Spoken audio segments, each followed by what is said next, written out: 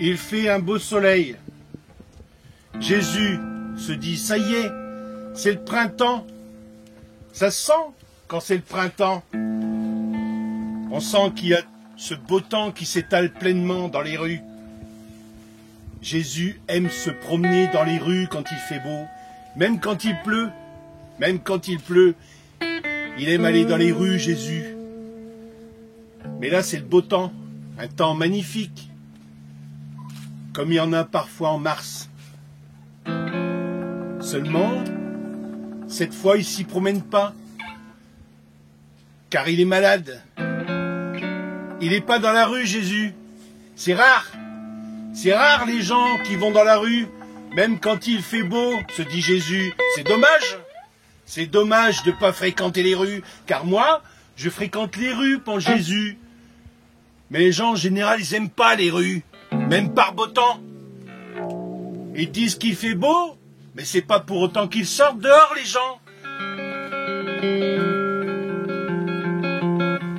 Peut-être, à la veille de leur mort, ils sortiront, se dit Jésus, quand ils seront quasiment rétamés. Quand ils seront quasiment rétamés, c'est comme ça qu'il dit Jésus. Quand ils seront tous rétamés, c'est là qu'ils voudront tous descendre dans la rue, les gens. Quand ils seront à l'article de la mort, c'est là qu'ils aimeront aller prendre un bain de soleil. Eh ben, il sera trop tard. C'est vrai quoi?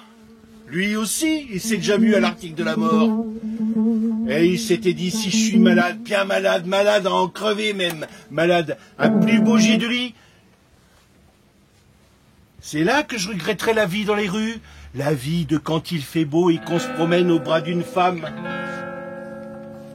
Car c'est encore mieux, au bras d'une femme c'est encore mieux, quand c'est pour aller se peloter contre une femme, se pelotonner en marchant dans les rues. Mais parfois, ils aiment pas ça, les gens. Ils aiment pas que les couples, ils se serrent, dit Jésus. Ils aiment pas voir l'homme se pelotonner contre la femme. Ils aiment pas ça, les gens. Ils aiment pas non plus quand les couples, ça s'embrasse en plein dans la rue, ça non. Ils aiment décidément pas ça, les gens. Et encore moins quand ça rentre dans les bars. À la rigueur, aux terrasses des cafés. Jésus se verrait bien à une terrasse de café à l'instant même. Il se verrait bien commander un bon demi. Un demi de bière, s'il vous plaît. Il serait une terrasse de café et il commanderait sa petite bière. Et il serait heureux comme un pape, le Jésus. Et il attendrait une femme. Ça serait une toute nouvelle femme qui viendrait comme ça, comme le beau temps. Il la reconnaîtrait depuis peu. Et ils se verraient les premières fois aux terrasses des cafés et ils s'embrasseraient goulûment. Jésus vivrait bien ça aujourd'hui. Aujourd'hui qui fait beau. Comme un sous-neuf. Aujourd'hui. Il se verrait bien comme un beau jeune homme à une terrasse de café. Il serait plus si jeune. Mais ce jour-là, il aurait l'air jeune, Jésus. Et puis la femme qu'il rencontrerait, elle lui dirait qu'il fait encore jeune. En tout cas, il fait pas son âge, le Jésus. Il n'a pas l'air d'avoir 50 balais. Pas tout à fait 50 d'ailleurs. Il a peut-être 45 à tout casser. Et la femme lui dirait qu'il peut pas vieillir avec les yeux qu'il a. Il a les yeux tout bleus, le Jésus. Un peu de vert quand même. Mais quand on regarde vite fait, on se dit qu'ils sont bleu clair. Et la femme qu'il aurait rencontrée lui avait dit que ça conservait d'avoir des yeux pareils. Les yeux bleus, ça conserve, lui aurait dit la femme. En effet, ça doit être dû à mes yeux que je vieillis pas trop mal. Mais là, pas moyen de décamper de cette turne. J'irais bien dehors voir cette femme, aller dans ce café, m'asseoir à une terrasse. Mais j'ai trop mal, je suis trop fatigué.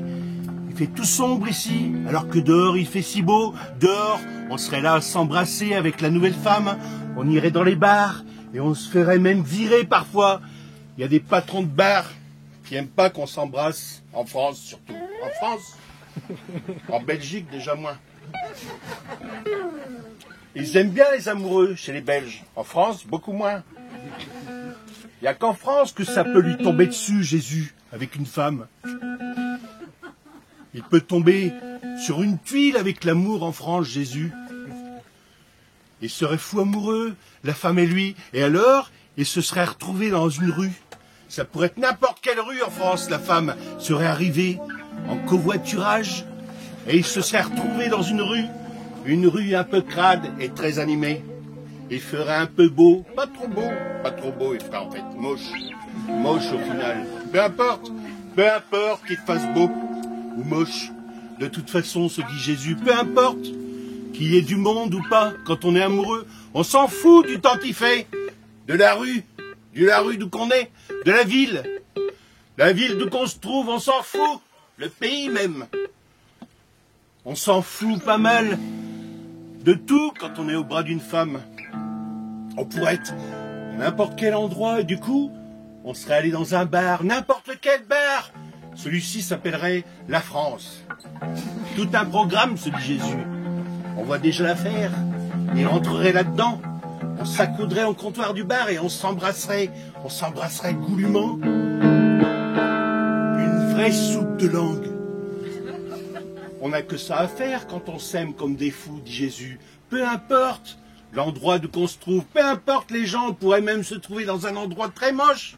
On le verrait même pas. Ils pourraient nous balancer toute la musique nulle qu'ils savent mettre. On n'entendrait rien.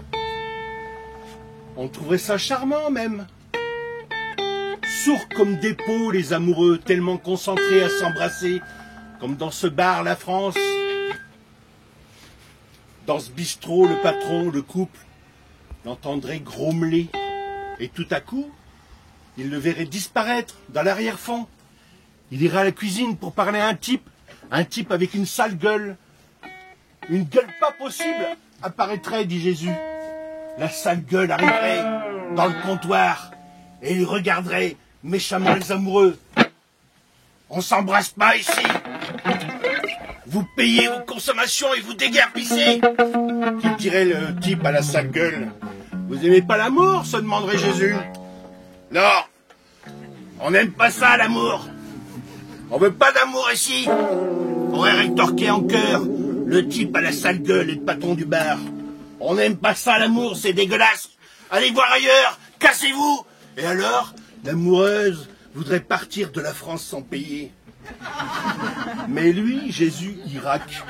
Même si on l'engueule, jamais de café, jamais de restaurant basket avec son amoureuse. Il préfère toujours payer l'addition. On en vivrait de ces trucs si je me décidais à sortir, se dit Jésus. Mais même si j'avais envie de prendre le frais, ça serait impossible, je ne peux pas bouger de mon lit.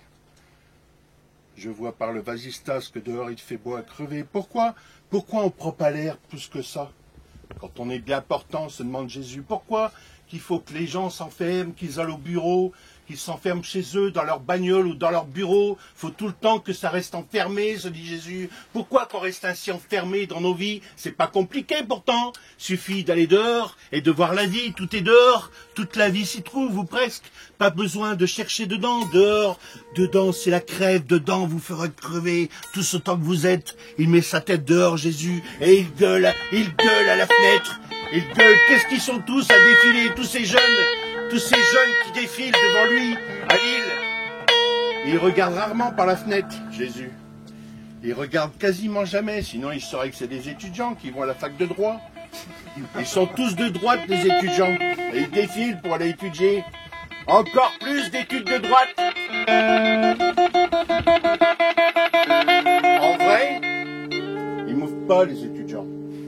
Ils passent sous sa fenêtre en rondognon et en silence. Ça presse. Un vrai presse-purée permanent sur cette place.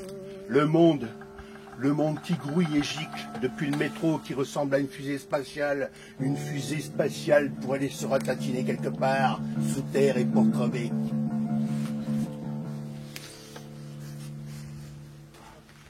Bah oui, pardon.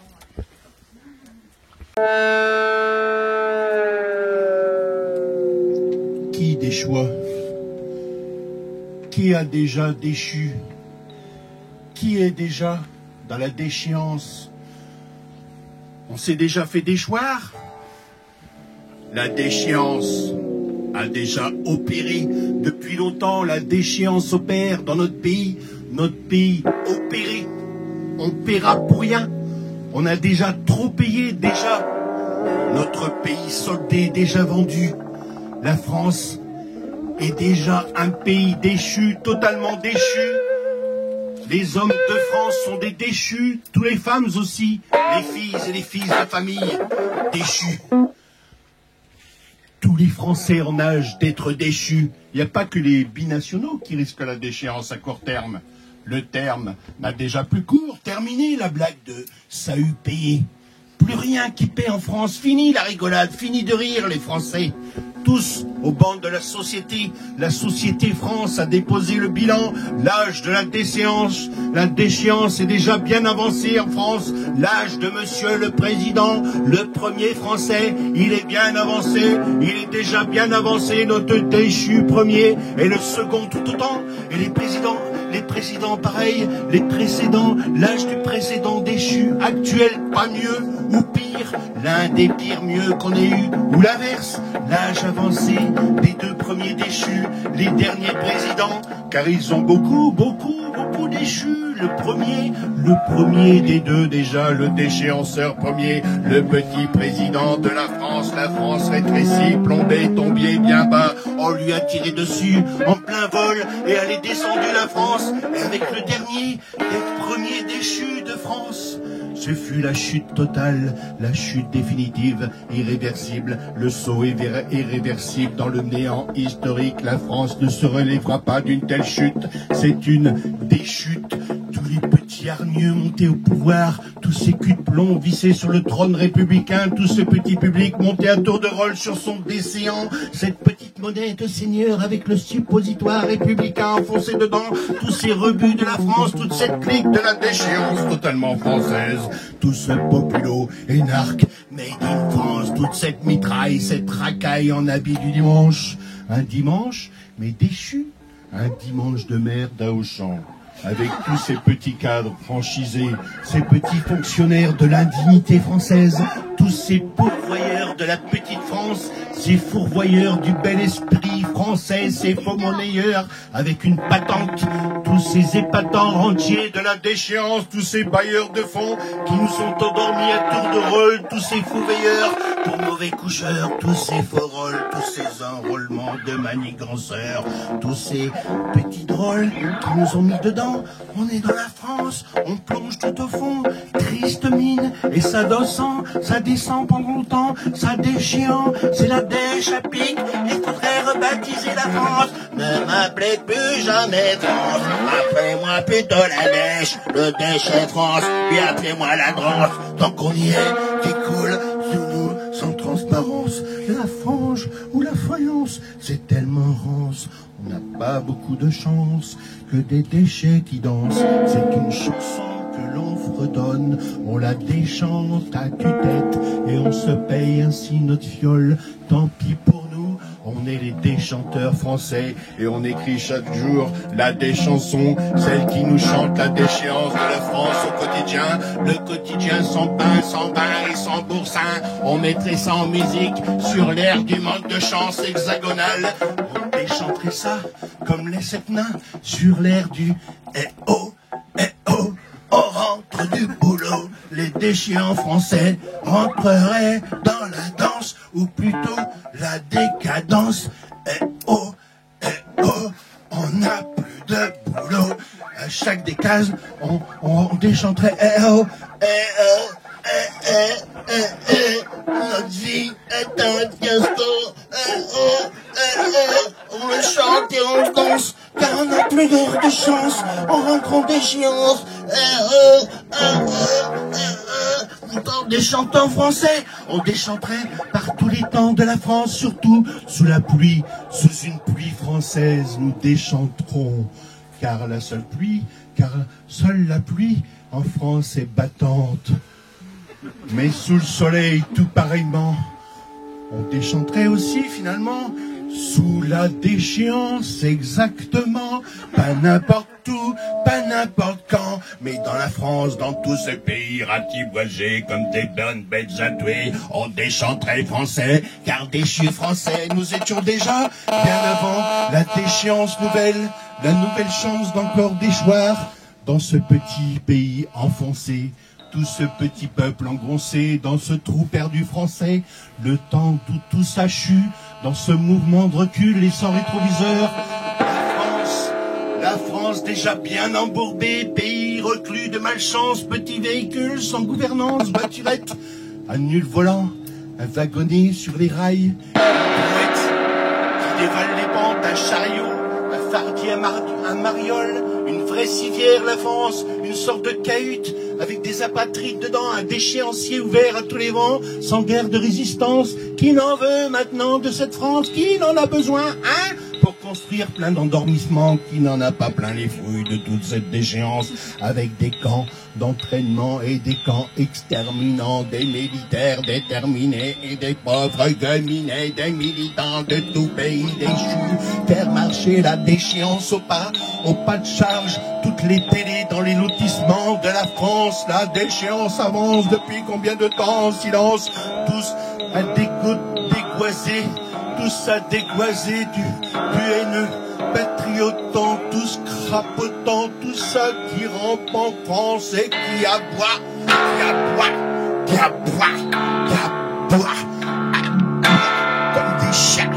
comme des chiens, quand la caravane poisse, le caradan s'éraille, la caverne d'Ali Baba, les 40 petits voleurs, les 1001 grandes nuits, les belles fantaisies, les raconteries, les chansonnettes et les historiettes, les bidonnements, les chatouillettes, les pieds de nez et les babouches, les grimaces et les farandoles, les tissus de couleurs et les mystères, les pétards et les allumettes, les feux de joie et la guitare, et nos dents en or, nos mâchoires qui chantent prêtes à mordre.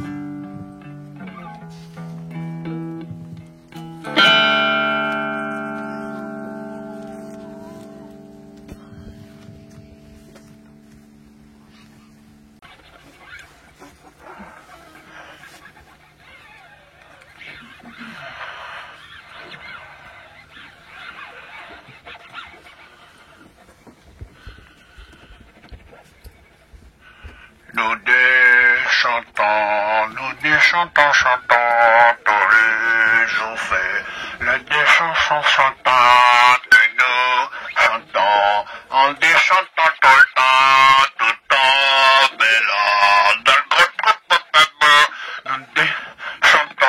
nous déchantons, chantons tous les jours fait la des chansons chantantes que nous chantons, en déchantant tout le temps, que nous bellons comme des bonnes fêtées, les rires qu'on charge, comme on revient comme plein de tous les cas, de tous les quotidiens qui rendent nos jeux comme un séjour sans pain, une vie sans pain, sans vin, sans pourra, qu'on aime, que l'amour d'un chansoir,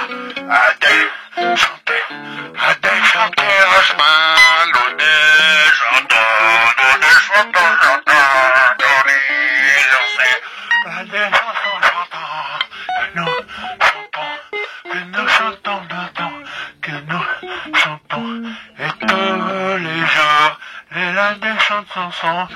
la des chansons, c'est la chanson chantant que nous chantons, des chansons tout le temps, bella, comme des bonnes bêtes dans un tout feu,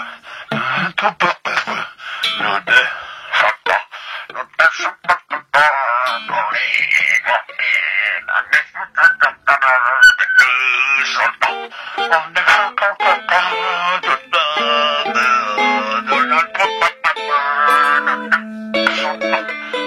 chantons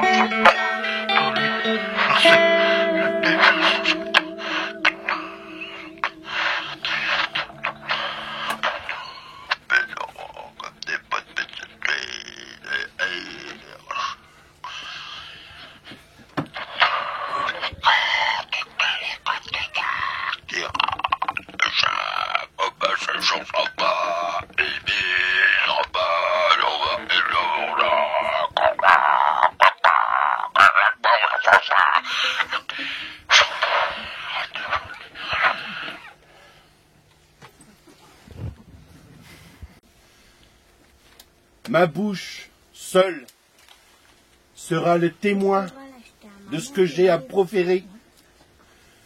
Je proférerai seul, tout seul, face à ma bouche, car ma bouche est seule à proférer devant elle. Elle est devant sa propre profération de bouche, rien d'autre autour, rien qui vient pour écouter ou la parler pour une fois. Une seule fois, je parlerai ainsi pour la seule bouche en moi qui écoute, la seule qui croit encore en moi, c'est-à-dire en elle, car moi je n'ai au fond rien à faire là-dedans, dans cette histoire de profération. Je fais juste attention à ce qu'ils disent pas trop de bêtises.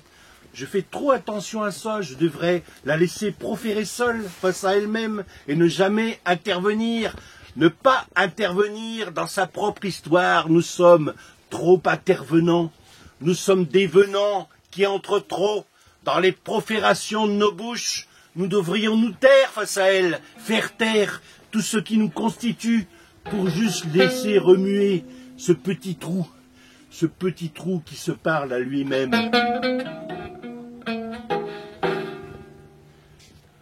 Petit Jésus, regarde le catalogue de la Redoute.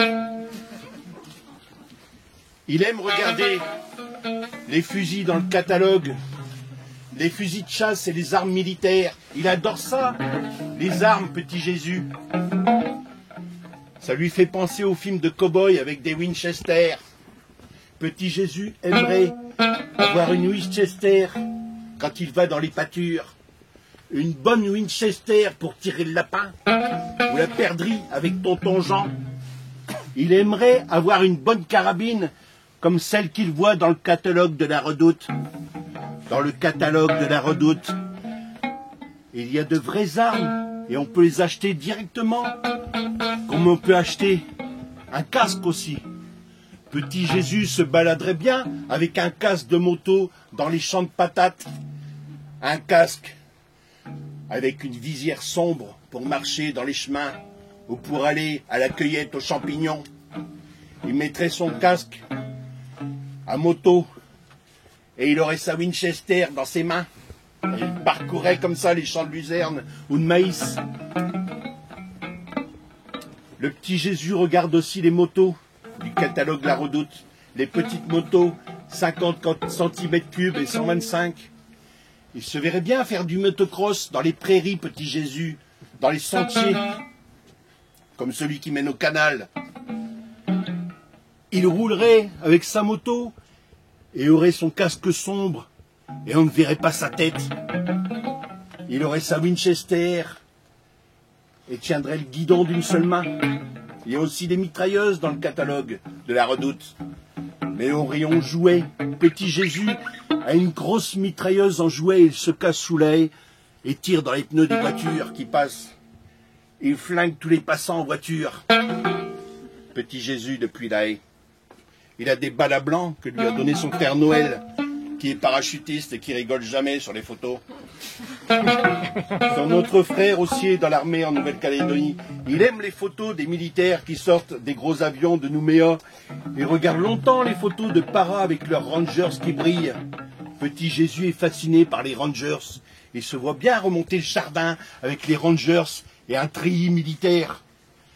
Il monterait sur les plaques à jouer du jardin avec sa casquette kaki et il fusillerait du regard les lointains. Il aurait sa casquette de para et il tirerait dans le tas avec sa carabine à plomb, le petit Jésus.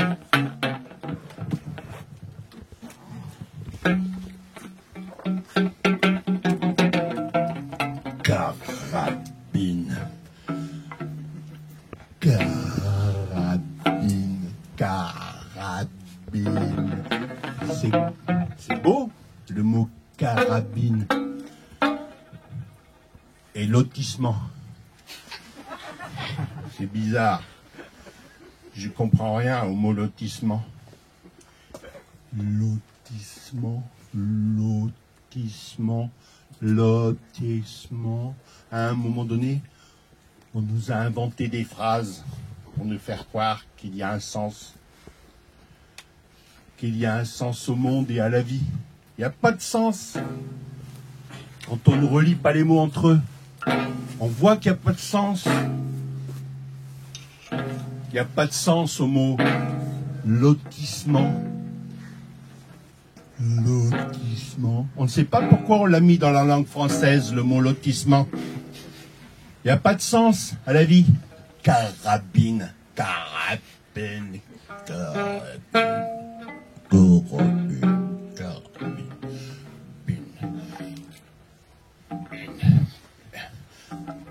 Pourquoi on nous a mis dans la vie? Pourquoi on nous a fait vivre? Pourquoi dans la vie Pourquoi dans la vie avant je n'étais pas vivant? Pourquoi après vivre je ne serais pas dans la vie? Pourquoi après avoir été vivant je ne serais plus dans la vie? Et avant d'être vivant tout le temps, tout le longtemps avant d'être en vie, tout le longtemps après? Pourquoi on nous a dit de vivre? On est au milieu d'un grand océan, une très grande nuit, la nuit d'avant et la nuit d'après, la grande nuit d'avant, vivre, et la grande nuit d'après, vivre. Et au milieu de ça, au milieu des nuits, au milieu de l'avant et de l'après, vivre, il nous faudrait être vivants. Allez vous faire foutre. Allez vous faire foutre.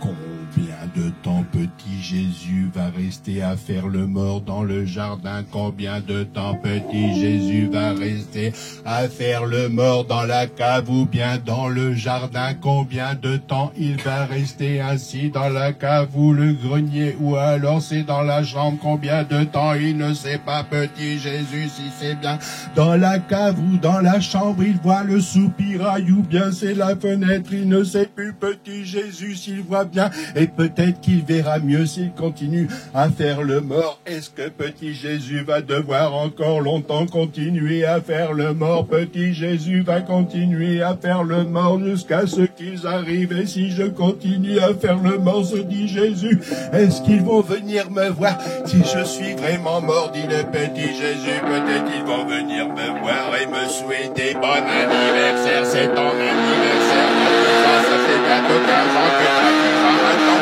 Il va falloir que tu arrêtes de faire le mort, petit Jésus. Tu vas sortir de la chambre, tu vas marcher, tu vas jouer, et tu vas aller tout près du canal et tu vas tomber dans le canal, petit Jésus. Petit Jésus, tu vas trouver ton copain qui va pêcher les épinoches et tu vas prendre une bouteille pour pêcher les épinoches et tu vas multiplier les épinoches, petit Jésus, et tu vas pencher ta tête dans le canal et tu vas tomber dans l'eau car tu as trop penché ta tête au canal et ton copain ne t'a pas entendu tomber, petit Jésus, tu tombes tout habillé, tu vois des gros jurons, des poissons, petit Jésus, tu vois des tout gros jurons, des poissons du canal et puis tu remontes à la surface et ton copain n'est plus là, ton copain il croit que tu es parti en oubliant ton vélo, alors il ramène ton vélo à ta maison, petit Jésus, et toi tu seras encore dans le canal, t'as voulu plonger dedans en voulant attraper les épinoches, tu ne seras pas ressorti,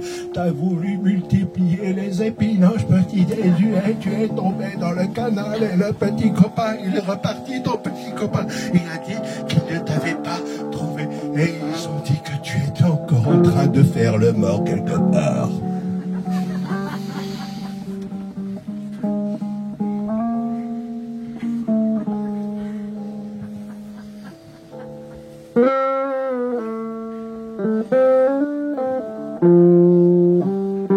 Lulu.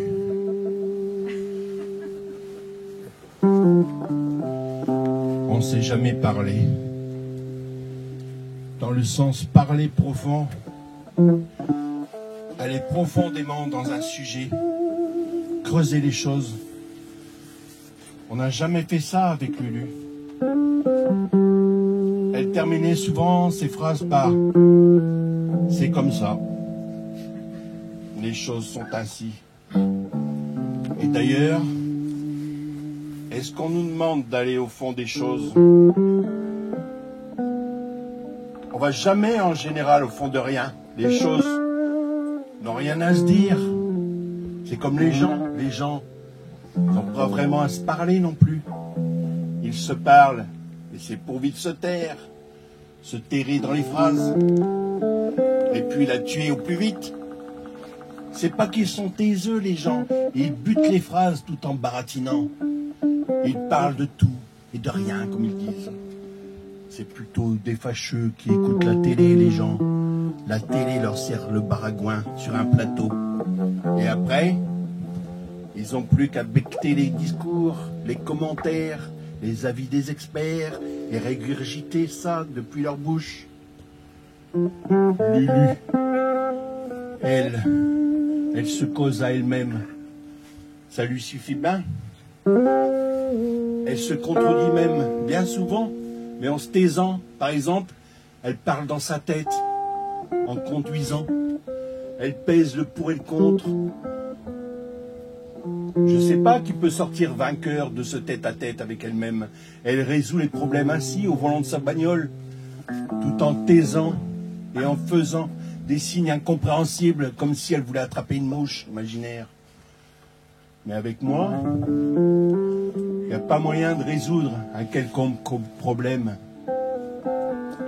Déjà, parce qu'on ne se parle pas. Elle me donne juste des ordres. Et encore, c'est plus des plaintes que des ordres, des supplications même. Mais en règle générale, elle trace plutôt son chemin, évite un regard. Elle fonce droit devant, la Lulu, avec son plat d'asperges depuis la cuisine. Et moi aussi, j'évite de la regarder ou de lui adresser la parole. Sauf le jour où à la télé, ils ont montré plein de morts en direct. Ce jour-là, je l'ai fait quitter son lit et redescendre au salon pour partager le moment. On a regardé tous ces gens écrabouillés contre les grilles. C'était un jour très beau, très doux. La soirée était magnifique. On avait toutes ces odeurs qui remontaient du jardin, tous ces parfums de la nature qui inondaient la salle à manger et de la cuisine. On était bien le soir chez elle à regarder à la télé les gens se faire écrabouiller. C'était un luxe, car ça n'aurait pas dû être une soirée télé. On aurait mieux fait d'aller s'allonger sur l'herbe et écouter le bruit de l'autoroute, le doux bruit des voitures au loin, qui fait comme un bruit de vague. On se croit à la mer parfois avec Lulu, à la Costa Peaga, que je lui dis en blaguant. Elle piche pas les blagues, Lulu. Alors je lui dis, c'est comme à Berck-Plage ici, Lulu, avec leur péage d'autoroute. On dirait la mer du Nord. Il n'y a plus qu'à aller poser nos serviettes et se dorer la pilule au soleil. Elle me répond, ah ouais, ouais. Ah, ah, ah. Elle fait mine de rire, Lulu. Lulu bête aussi, je dis parfois. C'est même elle qui s'est baptisée comme ça un jour. Je m'appelle Lulu bête. Et c'est sans accent sur le E. Vous me demandez pourquoi? Parce que je veux pas en mettre, c'est tout. Et puis parce que demain sera sans accent, faut pas se leurrer. On mettra plus d'accent sur rien. On voudrait correspondre à plus rien, c'est-à-dire qu'on baignera dans un certain parfum, passe-partout, une certaine langue qui convient au blabla, un certain confort pour déblatérer. Mais même le blabla culturel, il lui faudra sa langue tout confort, sans obstacle, sans piège orthographique et sans interruption dans le débit. Et sans emmerdement, on avancera tous ainsi, les bons hommes et les bonnes femmes. On sera tous conscients qu'il faudra raccourcir quelques trucs. Et alors, on raccourcira déjà par l'accent. C'est ainsi. Les accents, c'est trop français, c'est trop lourd, trop typé, dirait la vache. Ça sent trop dans ma vie.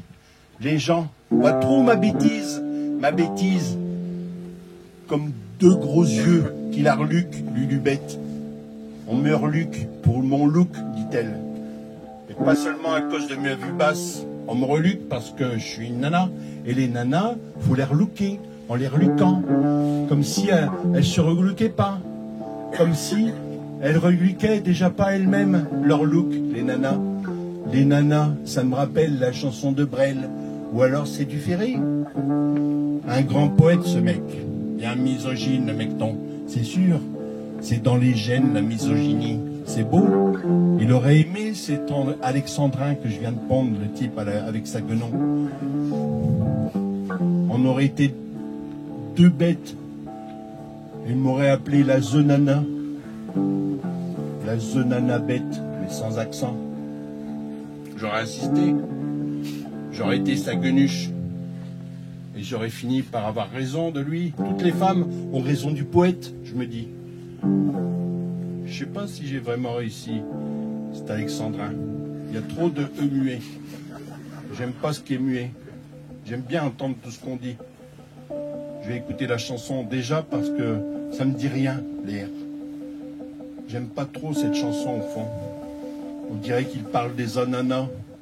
Comme si le poète voyait des ananas flotter dans les ciels et qu'il chantait « Oh là là, les ananas ». Ça fait aussi penser à quand on va à la messe. Quand on chante « Hosanna au plus haut des ciels ». Aux ananas qui sont tout là-haut dans les ciels. Tout ça accompagné d'un blues bien gras qui emballe la zenana, la lulu aux ananas, qui à son tour emballe tout le populo au bout de la rue.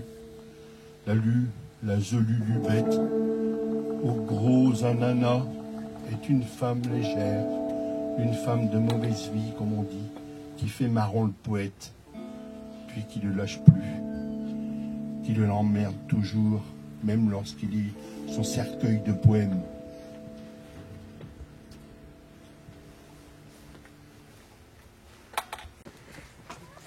Je fais le ménage une fois par jour.